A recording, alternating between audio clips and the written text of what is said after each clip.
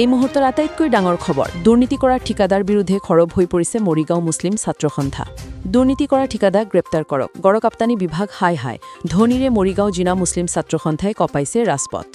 জিন্দাবাদ মুসলিম ছাত্র সন্থা জিন্দাবাদ জিন্দাবাদ জিন্দাবাদ দুর্নীতি করা ঠিকাদারক গ্রেফতার করো গ্রেফতার করো গ্রেফতার করো দুর্নীতি করা ঠিকাদারক গ্রেফতার করো গ্রেফতার করো গ্রেফতার করো গড়কাপ্তানি বিভাগ হাই হাই হাই হাই হাই হাই গড়কাপ্তানি বিভাগ হাই হাই হাই হাই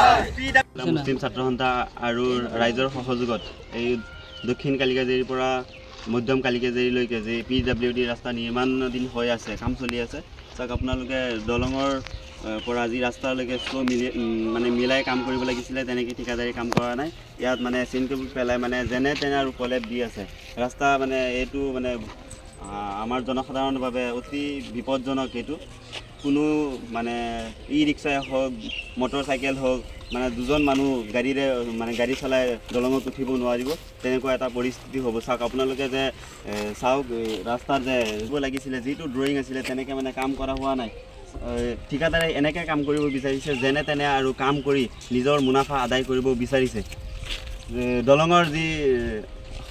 ছাইডত যি বল্টাৰ বা নেট যেনেকৈ ব্যৱহাৰ কৰিব লাগিছিলে তেনেকৈ ব্যৱহাৰ কৰা নাই যেনে তেনে ছাইডত মাটি অলপ পেলাই মানে দলঙৰ কামখিনি তেওঁলোকে ৰাস্তাৰ কামখিনি কৰিব বিচাৰিছে এইখিনি কাম আমি মুছলিম ছাত্ৰ সন্থাই কোনো পৰ্যায়ে হ'ব নিদিওঁ ইয়াৰ ওপৰত গড়কাপ্তানি